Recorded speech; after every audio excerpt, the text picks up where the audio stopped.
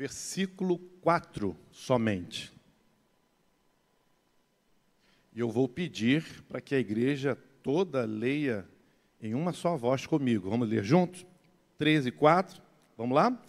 Digno de entre todos seja o matrimônio, bem como o leito conjugal, sem mácula, porque Deus julgará os impuros e os adúlteros. Palavra do Senhor. Irmãos, o ser humano, como imagem e semelhança do Deus Criador, ele possui grande capacidade de se relacionar e de interagir de diversas formas e de diversas intensidades.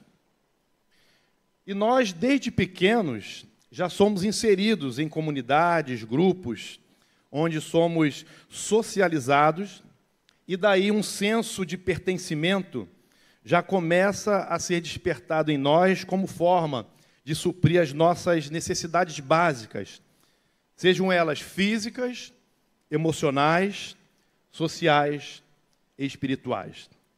Isso é uma preocupação de todo pai, né? Quando a criança já nasce, já quer socializar a criança, incluí-la num ambiente onde ela vai poder interagir com outras pessoas, né? Nós somos bem-aventurados porque temos a igreja, e isso é muito bom, porque um dos maiores e os melhores convívios que uma criança pode ter é dentro da igreja. Então, nós queremos logo trazer as crianças para a igreja, depois colocá-la numa boa escola. A gente quer que ela se socialize. E se relacionar com o próximo é algo que já está no nosso DNA. Deus, ele nos fez assim, para viver em comunidade, depender um do outro, cooperar um com os outros. Deus, ele é um Deus de relacionamentos. A Bíblia, ela é o manual de relacionamento. E nós nos relacionamos o tempo todo, seja em casa, na igreja, no trabalho, na escola, entre amigos, né? No relacionamento entre cliente, né, e consumidores e vendedores, patrões. Irmãos, nós nos relacionamos até com animais. Nos relacionamos também até com aquilo que não é real, que são as redes sociais. Então, o ser humano, ele é um ser de relacionamento. Por que isso? Porque Deus nos fez assim. Deus, na sua eternidade, Deus Pai, Deus Filho, Deus Espírito Santo, ele tem aquela harmonia no seu relacionamento também. E nós somos seres relacionais. Agora, nos relacionamentos que nós somos inseridos, né? Eu, desde pequeno, sou levado à igreja, então eu vivo nessa comunidade cristã. Participo de escola, né, desde pequeno, depois comecei a trabalhar, o ambiente corporativo e por aí vai, e você se relaciona a todo momento, desde quando acorda até quando vai dormir. Mas a primeira pergunta que eu faço para nós hoje: quais os relacionamentos que você tem dado mais importância? O que você prioriza mais dentro dos seus relacionamentos? Você tem a capacidade de distinguir o nível de importância que você dá entre os relacionamentos que você está inserido? Ou você trata tudo de mesma forma? Você com seu esposo, sua esposa tem um nível de relacionamento, com seus amigos é o mesmo nível, na escola, na rua, você trata todo mundo de forma igual? Ou você consegue distinguir a intensidade dos seus relacionamentos?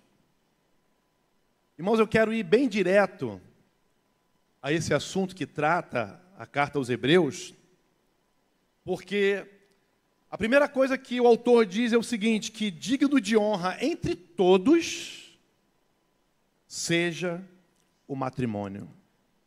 E aqui ele destaca, vou ser redundante, que entre todos os que participam do relacionamento, e também entre todos os tipos de relacionamento, digno de honra deve ser o matrimônio, ou seja, o casamento. Significa que de todos os tipos de relacionamento que nós temos, a Bíblia ela diz que nós devemos, entre todos eles, priorizar o matrimônio.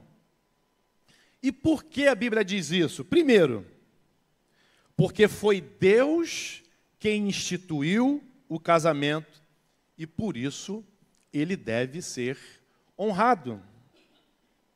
Uma verdade que nós precisamos entender sobre o casamento é que ele não foi primeiramente estabelecido por uma lei humana. Não. Embora hoje o cartório, a legislação, existe um contrato para isso, existe uma forma de ser feita isso diante dos homens, o casamento ele não foi instituído por homens. Ele não é uma lei humana e nem foi inventado numa civilização lá remota, não. Isso não foi ideia do homem.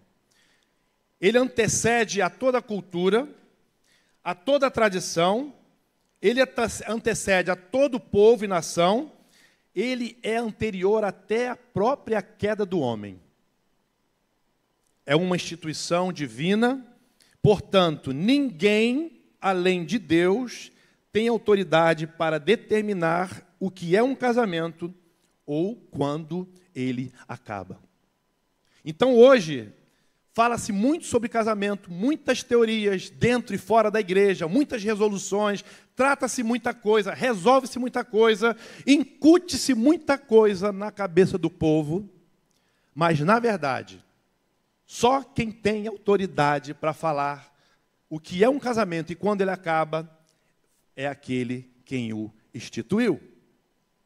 Deus instituiu o casamento. Então, por isso, ele é a fonte e ele também é o esclarecimento para nós.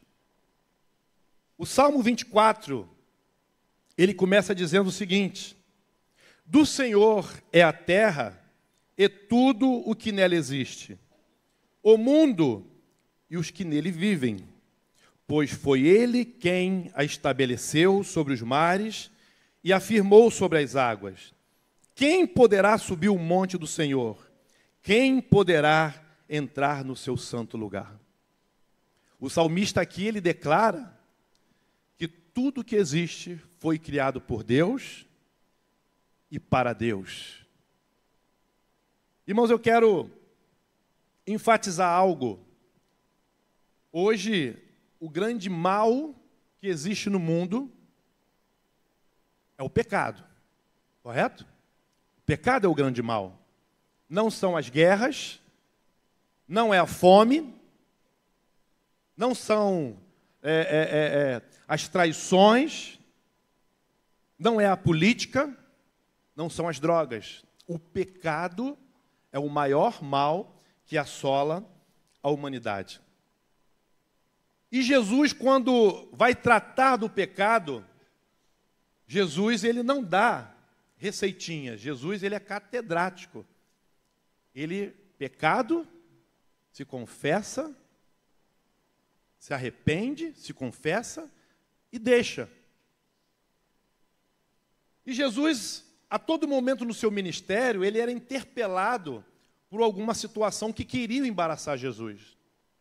E eu quero até lembrar que quando perguntaram a Jesus sobre o divórcio, nas duas vezes que foram registradas as perguntas, tanto lá em Mateus quanto em Marcos, o Senhor ele vai falar não do pecado, mas sim ele vai falar do casamento, lá na sua origem. Ou seja, na criação de tudo. Jesus explica que na criação foi apenas um homem e uma mulher. E fica claro quando ouvimos Jesus que o casamento é uma instituição divina pela qual um homem e uma mulher se unem por vontade própria. Deus não obriga. Mesmo Adão, quando não tendo pedido a Deus uma esposa, quando ele viu a sua mulher, não teve dúvidas que havia saído dele. A mulher não era como uma das fêmeas dos animais dos quais Adão dava nome. As Escrituras deixam claro que o casamento nasceu com o propósito de estabelecer uma família. E nos planos de Deus, é a união mais íntima entre duas pessoas. E o elemento principal é a constituição de uma aliança, o pacto entre os cônjuges. E é um vínculo permanente que só pode ser dissolvido pela morte, como forma natural que Deus preveu, ou excepcionalmente pelo divórcio, que é a consequência desastrosa do pecado que causa a dureza do coração. Então nós vemos aqui o princípio de tudo, querido. A criação de Deus. Deus, ele criou o casamento. E ele criou para poder glorificar o seu nome. Então, por isso, que dentre todos as pessoas e dentre todos os relacionamentos, o casamento deve ser o mais honrado. Hoje, quando nós nos deparamos na própria família, nos nossos amigos, a gente vê que, às vezes, se dá muito pouca importância para esse tipo de relacionamento. E eu conversando com a minha esposa, né, nós vamos fazer 28 anos de casado, temos 27, e a gente é muito unido, assim, a gente está sempre junto. Onde eu vou, ela vai, eu faço questão. Se ela não tiver alguma coisa para fazer, eu vou lá, eu gosto de levar minha esposa. Eu sempre fui assim, né? Porque eu tenho prazer de estar com a minha esposa. Só que a gente começa a observar, irmãos, a atitude não só do mundo, mas até mesmo, às vezes, dentro da igreja. E a gente começa a perceber, né? Por exemplo, a gente foi sair agora, a gente estava viajando, e os valores eles começam a mudar sorrateiramente. E a gente estava andando num shopping, a gente estava lá em São Paulo e fomos passear num shopping. E eu entrei no shopping de mão dada com a minha esposa. Como eu faço? Eu ando de mão dada com a minha esposa. Porque o meu relacionamento com ela, né? Os meus filhos, eles andavam comigo de mão dada assim, mas eu com a minha esposa. Eu sempre priorizei isso. Eu achei uma coisa interessante, irmãos. Quando eu estava andando no shopping, eu comecei a perceber.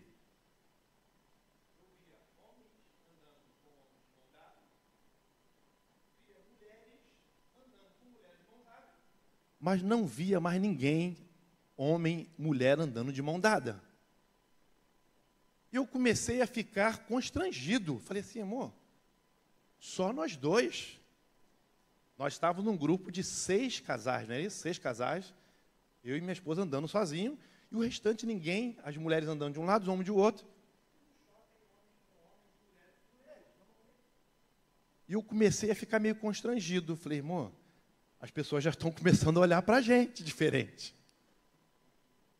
Irmãos, os valores eles têm sido invertidos. O que é natural está mudando. Aí eu falei assim com o nosso grupo, gente, nós somos casais, vamos andar de mão dada, todo mundo e tal. E parecia que as pessoas não me ouviram. Aí eu fiquei com uma indagação, será que eles estão constrangidos de pegar na mão da sua esposa e andar num shopping? E eu vim com essa dúvida, irmãos. Eu vim com essa dúvida, vim conversando no carro com minha esposa, falei, amor, olha, que a gente parou para perceber isso, que só nós dois estávamos andando de mãos dadas pelo shopping. E nós começamos a observar, irmãos, o nosso relacionamento, porque temos pais, temos mães, temos filhos. E certa feita, um casal, quando foi pedir uma ajuda para eu e minha esposa, porque eles estavam vivendo um conflito muito grande, e eles tinham acabado de participar de um curso de casais, e a pergunta foi essa no curso de casais. Se você tivesse numa deriva, no mar, você tem 2 botes salva-vida, um para você e o outro você daria para mais uma pessoa. Para quem você daria? Para o seu cônjuge? Aí foi perguntado, né? Ou para sua mãe? E a briga do casal foi porque a esposa respondeu na frente de todo mundo. Sem dúvida, quem vocês acham? Vamos fazer uma enquete aqui? Isso mesmo, irmão. Essa foi a resposta. Então, imagina o que aconteceu depois do curso, né? Eles não dormiram, estava lá, eu e minha esposa, conversando com o casal, com aquele absurdo, e nós conversamos. Não foi curso daqui não, tá, gente? Isso aí tem mais de 10 anos, tá? Graças a Deus. Mas o que eu quero é que nós possamos estar meditando, irmão. A Bíblia fala, lá em Gênesis, que, portanto, deixará pai e mãe, e unir-se a sua mulher, e serão os dois uma só carne. Esse é o princípio. A gente não está dizendo que nós devemos deixar de honrar os nossos pais, de prestar respeito, mas só que quando, no princípio, Deus planejou o casamento, Ele disse que a partir de agora o mais importante para você vai ser o seu cônjuge. Porque através dessa união, Deus vai poder manifestar a glória dEle. Então é por isso que o relacionamento, casamento, ele deve ser o mais importante de todos. Uma vez conversando com uma mulher, ela falou, estou doida que chegue meu casamento. Eu perguntei por quê? E ela respondeu, porque o meu sonho é ter filhos. Eu fui grosseiro com ela, falei, mas para ter filho você não precisa casar. Você pode adotar. Existe agora a modernidade aí, produção independente. Não, mas o meu sonho é casar, é ter filho, mas para ter filho eu preciso casar. Falei, mas você ama a pessoa? Aí ela, não, mas eu amo, mas o meu primeiro objetivo é ser mãe na vida. Isso não está lá no livro do Gênesis. Ele está dizendo o seguinte, portanto deixará o homem seu pai e sua mãe, unir-se a sua mulher e ambos serão uma só carne. O que vem depois, irmãos, é Deus acrescentando, mas o prioritário, o relacionamento que vem em primeiro lugar para Deus, é o matrimônio. E é por isso que ele deve ser honrado. E o texto continua dizendo que bem como o leito conjugal e sem mácula. Então ele primeiro aqui destaca que o relacionamento marido e mulher, ele deve ser o mais honrado. Isso significa, irmãos, que você tem que ter orgulho, você que está casado, de quando falar da sua esposa, dizer, a minha esposa. Quando for falar do seu marido, é o meu marido. Muitas vezes nós tratamos o cônjuge com piadinhas, com nominhos depreciativos. Não, irmãos, Deus manda você honrar entre todos o seu matrimônio. E ele continua dizendo, bem como o leito conjugal sem mácula. Sabe por quê? Porque o casamento, ele é mais importante do que os cônjuges. O escritor não está dizendo que tem que ser honrado é o marido, que quem tem que ser mais honrado é a mulher. Não.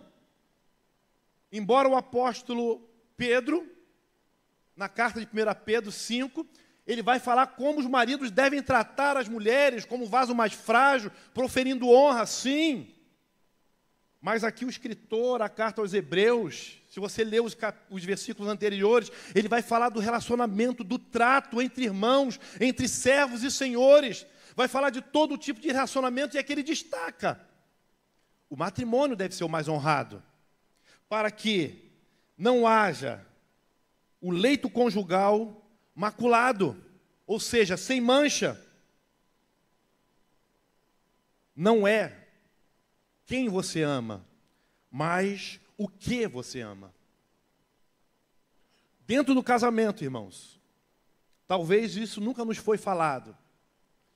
Você deve amar mais a instituição casamento do que o seu próprio cônjuge.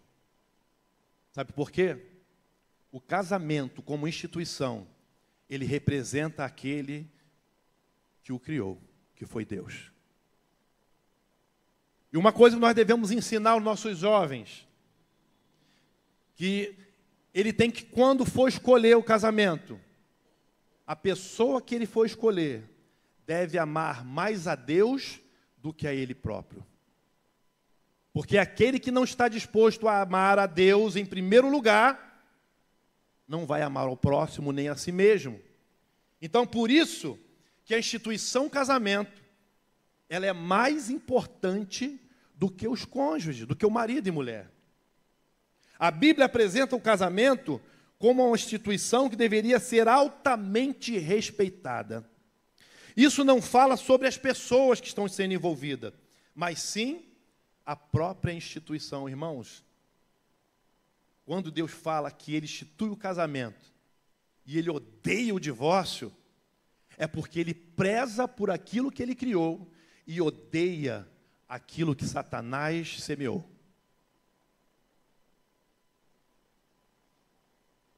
Deus ama o casamento e a Bíblia fala que Ele odeia o divórcio.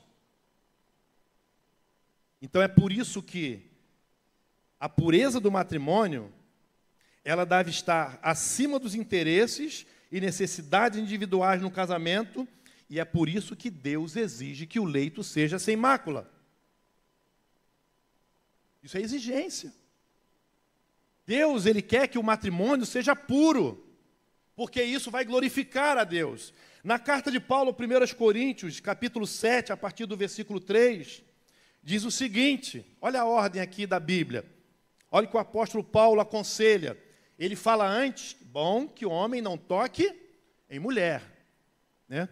Ele fala isso, bom que o homem não toque nem mulher. Mas, se você casar, olha a recomendação do apóstolo Paulo. Primeiro, versículo 3, que o marido conceda à esposa o que lhe é devido. E também, de igual modo, a esposa ao seu marido. Tem a tradução que fala que o marido pague a esposa. Porque a Bíblia fala que nós somos devedores uns dos outros. 4. A esposa não tem poder sobre o seu próprio corpo, e sim o marido. E também, de igual modo, o marido não tem poder sobre o seu próprio corpo, e sim a esposa.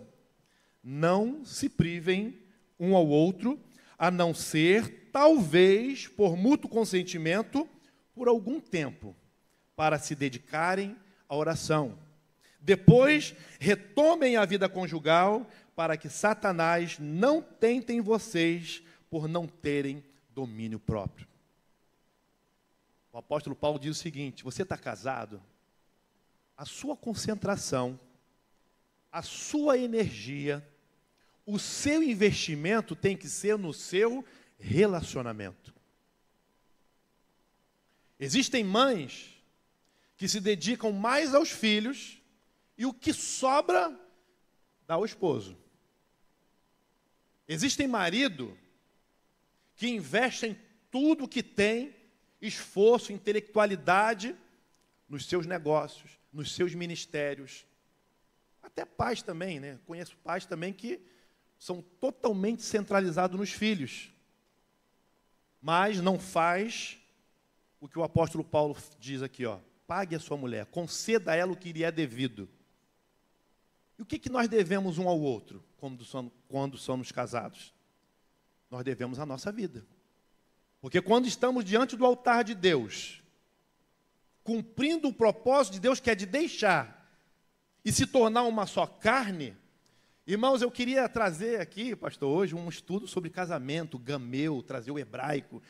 Eu estava filósofo, irmão, mas eu falei, não posso fazer isso. Mas quando você vai lá na raiz, lá, você vai falar do gameu, né, que é de fundir, vai falar sobre as pedras, irmão. O casamento, ele foi tirado da analogia das pedras preciosas, que quanto mais pressão existe nas pedras preciosas, mais preciosas elas ficam. O casamento foi tirado daí. Mas nós precisamos entender, irmãos, que nós devemos priorizar esse relacionamento. O apóstolo Paulo até diz aqui que o marido não tem poder sobre o seu próprio corpo. A mulher não tem o poder sobre o seu corpo, mas o cônjuge tem.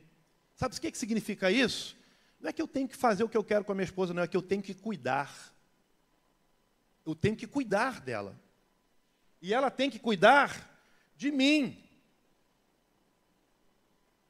Quando eu falo cuidar, não é tratar o marido como criança, nem a esposa como criança, né? Porque tem esposa também que quer tratar o marido como criança, não é isso. Mas é chamar a responsabilidade. Eu criticava minha mãe, irmão, só um detalhe aqui, né? Já falei, quando chegar no céu, tem que pedir muito perdão à minha mãe lá, já pedi. Eu criticava minha mãe, quando minha mãe reclamava com meu pai, quando ele ia comer as gorduras, e ela tirava da mesa e tudo. Eu falava, minha mãe não era ruim não, minha mãe tinha sabedoria. Ela tinha sabedoria. Quando ele falava, quando meu pai ficava chateado com minha mãe, que ela só andava descalço, que não fazia isso, ele estava tendo com ela cuidado.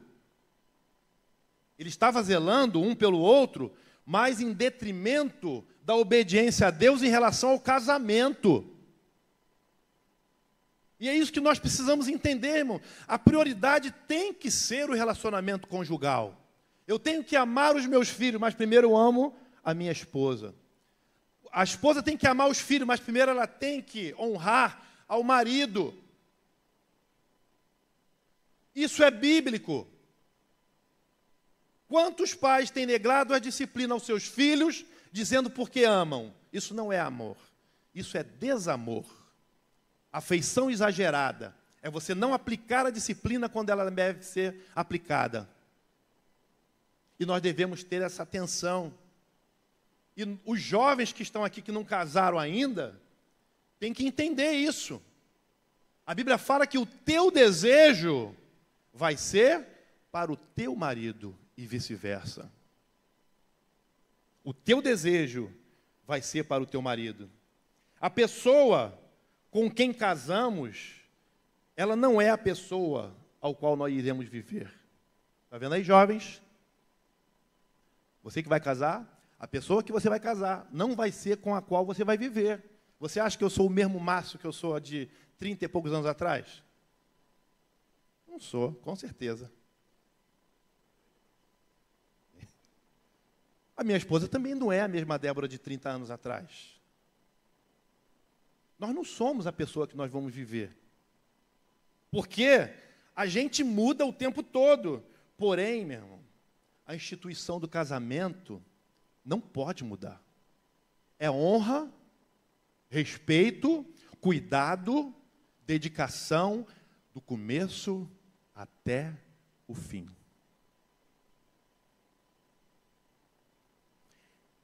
Respeitar a integridade do casamento como uma instituição imutável. Não muda. As coisas mudaram, Guilherme. Não, não mudaram. As pessoas que mudaram.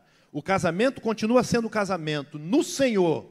Ele instituiu um homem e uma mulher que, por voluntariedade, decidem se casar. E quando se casam, devem cumprir o propósito de Deus, que é glorificar a Deus através da instituição do casamento. Então, quando nós respeitamos essa integridade, isso ajuda a trazer a estabilidade para um relacionamento que vai estar em constante mudança. Com certeza, os casais que estão aqui de 10, 20, 30 anos, 40, que tem casado aqui de 40 anos, as coisas mudaram. Mas o que Deus diz sobre o casamento mudou? Não mudou, irmãos. Continua a mesma coisa. Então, o casamento, em segundo lugar, ele tem que ser maior do que as duas pessoas envolvidas. Sofro eu, mas o meu casamento não. Ele honra a Deus. Certa feita, um casal falou para nós, só eu que abro mão, só eu que me dedico, só eu que faço as coisas, só eu que faço elogio, só eu que preparo, e ele nada, e ele nada, e ele nada. Eu falei, glória a Deus, porque você está honrando a Deus. Continue fazendo isso, porque você está honrando a Deus. E o que importa é agradar os homens, o que importa primeiro é agradar a Deus. Porque quando nós agradamos a Deus, Ele mesmo se encarrega de nos abençoar. E por último lugar, irmãos, porque o casamento deve ser honrado. Digno de honra entre todos seja o matrimônio, bem como o leito conjugal sem mácula. Porque Deus julgará os impuros e os adúlteros. Deus não tolera pecado. Deus nos ama, nos perdoa, mas uma coisa que Deus não tolera, o pecado. Irmãos, o que tem acontecido hoje, irmãos? A banalização, irmãos, do casamento. Essa ideia que o mundo inventou, homem fingindo ser mulher, mulher fingindo ser homem, fingimento. São fingimentos. Irmãos, hoje é comum, mas não é normal. Não podemos tratar como normal. Até na igreja. Não é normal. Porque o que é normal é o que a Bíblia diz. Mas o que tem acontecido, irmão, tem estarrecido. E isso traz marcas profundas na igreja do Senhor. Porque nós temos que conviver com isso e nós temos que amar incondicionalmente. Mas as coisas estão difíceis. Só que a palavra de Deus, ela é fiel para se cumprir. Assim como Deus não tolera o pecado, Deus tem trago o seu juízo sobre a terra. Deus já tem trazido. Hoje, a terra geme, irmãos, como consequência do seu próprio pecado. No livro do profeta Malaquias, no capítulo 2, versículos 13 e 14, diz o seguinte: há outra coisa que vocês fazem, cobrem de lágrimas o altar do Senhor, com choros e gemidos, porque Ele já não olha para a oferta e nem a aceita com prazer. E vocês perguntam por quê? E o profeta responde: porque o Senhor foi testemunha da aliança entre você e a mulher da tua mocidade, a quem você foi infiel, sendo ela a sua companheira e a mulher da sua aliança. Irmãos, a igreja sofre, o mundo sofre por causa da impureza sexual, por causa da infidelidade, por causa do adultério. Tudo isso que tem acontecido, irmãos, o juízo do Senhor já está sobre a terra. E nós vemos hoje, irmãos, as doenças alarmantes que têm acontecido. A crise de identidade. Hoje nas escolas, crianças, irmãos, se você pegar uma quantidade de crianças que são normais, né? É muito difícil. A patologia hoje está, assim, absurdamente enlouquecida. A quantidade de nomes de doenças que tem surgido, coisa assim absurda, que a gente nem sabia, irmãos. Na área psíquica, na área até mesmo, né, física, doenças psicossomáticas, é coisa absurda.